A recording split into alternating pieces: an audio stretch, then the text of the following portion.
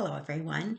My name is Josephine Roach, and I am continuing on with my YouTube series. I am a breast cancer advocate, author, speaker, and most importantly, I am a 6.5 year breast cancer survivor. If you like what I'm saying today, please go ahead and subscribe to my YouTube channel so you can follow other videos. Like it if you like it, and please share if you feel that somebody could benefit from this video and my other videos.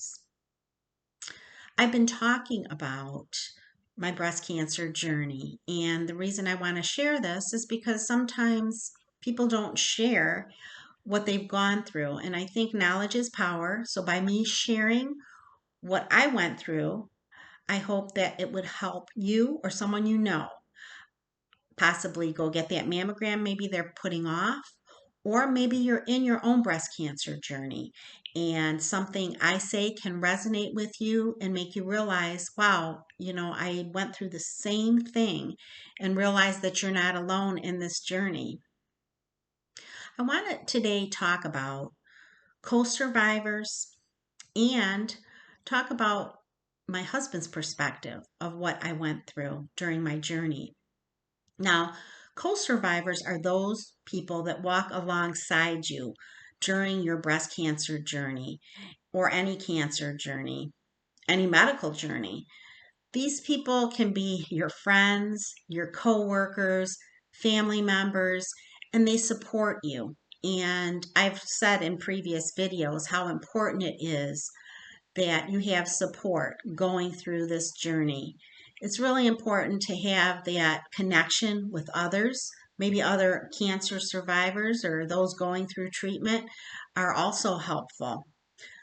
I wanted to explain all of this and make people realize they aren't alone. So I wrote this book. It's called Josephine's Journey, a breast cancer survivor's story of hope. You can get this on Amazon, and I write things in this book that I experienced.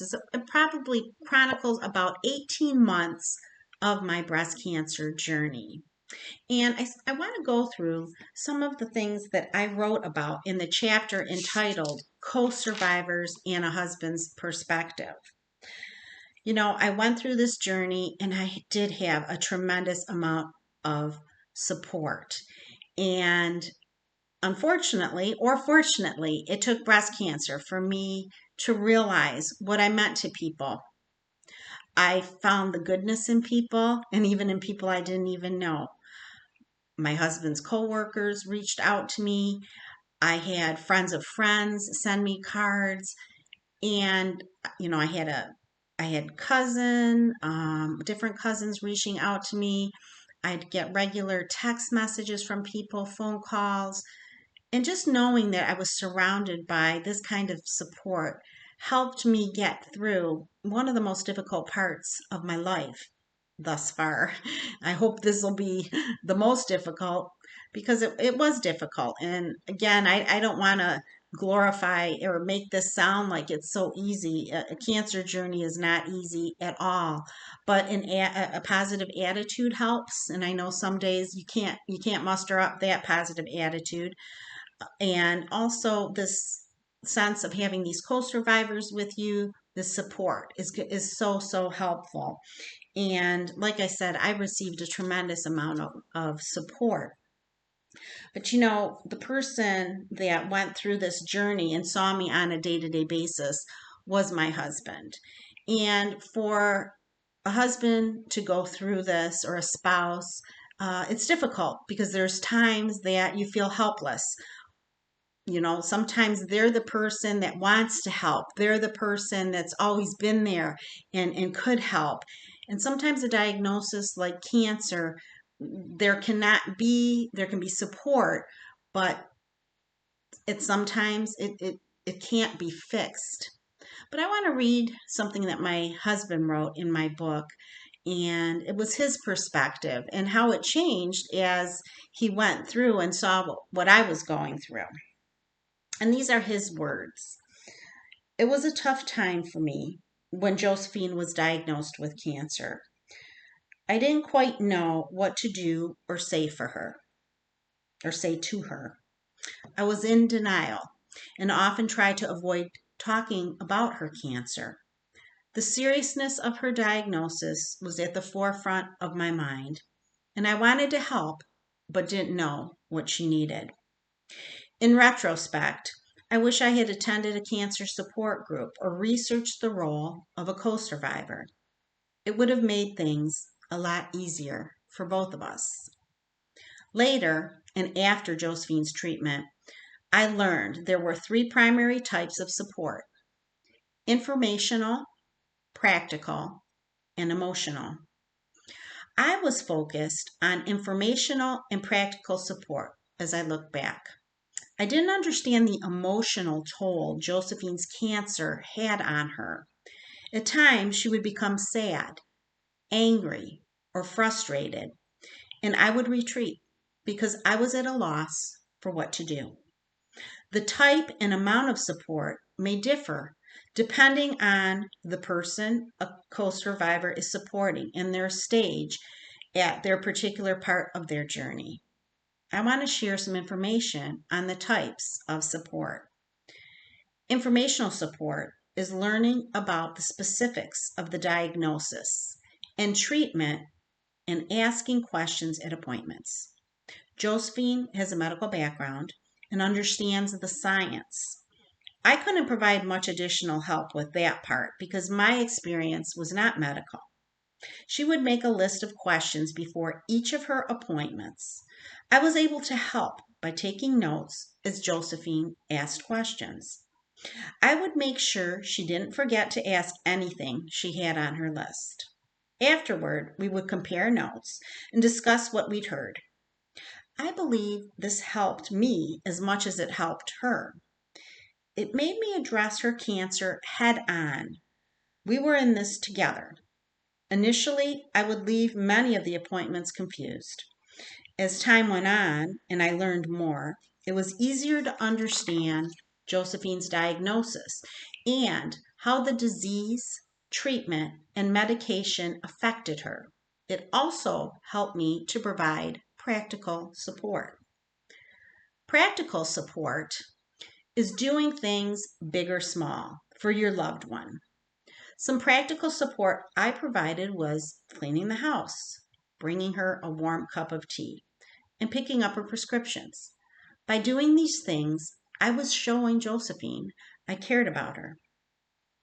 As I mentioned, where I struggled was how to provide emotional support. Josephine will be the first to say, I wasn't born with a strong empathy gene. I jokingly tell her that she has enough empathy for both of us.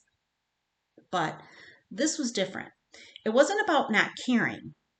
It was about my lack of understanding of the disease and my fear of losing her.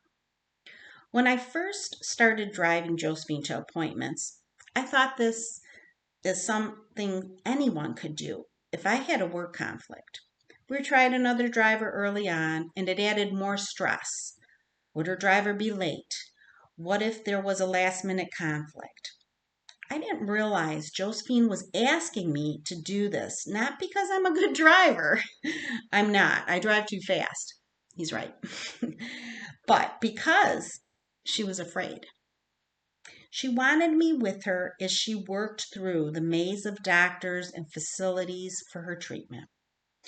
I was also about It was also about me being there when she got her chemo treatment to talk to her and hold her hand. This became clear to me after I attended the chemo treatments and saw the effects on her body. I was mistaking her request for emotional support for practical support. Josephine is through the first part of her journey and is now in survivorship.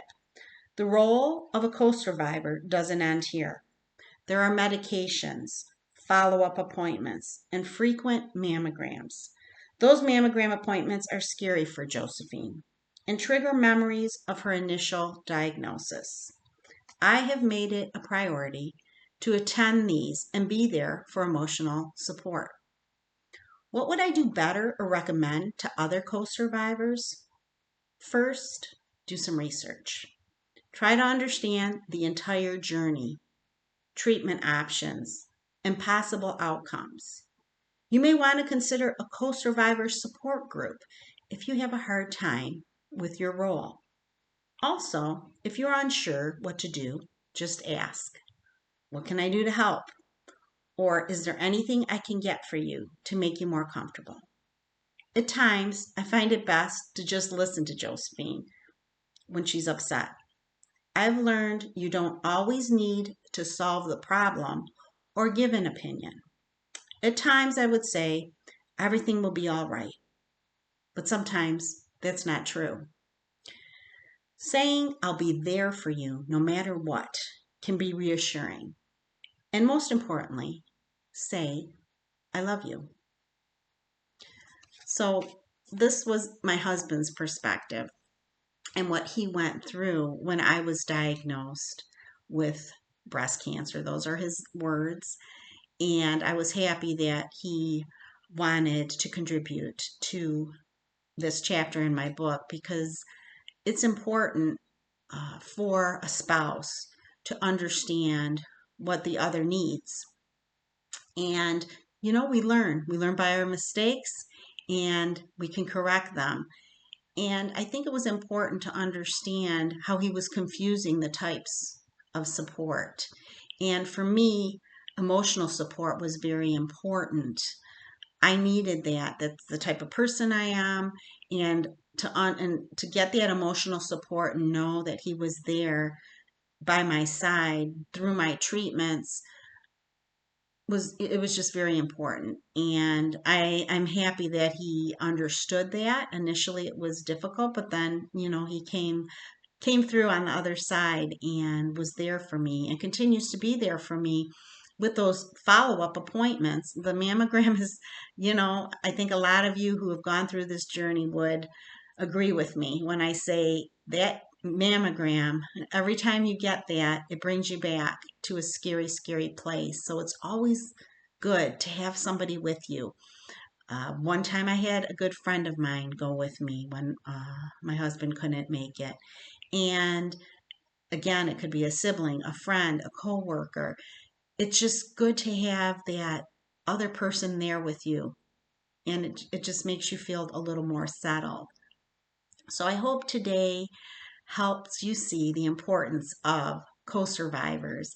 And I hope that you do have these co-survivors in your life. They don't have to be, not all of us are married. Not all of us have husbands. It doesn't have to be that. Like I said, it could be a coworker, a friend, a family member. But whoever it is, I just want to express the importance of these people that surround you. Don't go through this journey alone because it can be a very lonely place, even surrounded by all these people. So my suggestion is speak up. Hey, can you come to my mammogram appointment? Hey, can you come to my chemo today with me? Or can you come to other appointments? Or could you pick up this prescription for me because I'm not feeling that great? All these things really help. And I would encourage you to reach out to people and share what you're going through because people do want to help. And by you sharing what you need can help other people understand what you need. And then in turn, they can reach out and help you in matters. So I hope today this video was helpful. And if it was, again, follow me, subscribe to this YouTube channel, and continue watching as I continue my journey and give tips and things that helped me. Like I said, my journey is specific to me. And I just hope that some of the things that I touch on can help you as you go through your journey or if you know someone who is going through a journey. Until next time.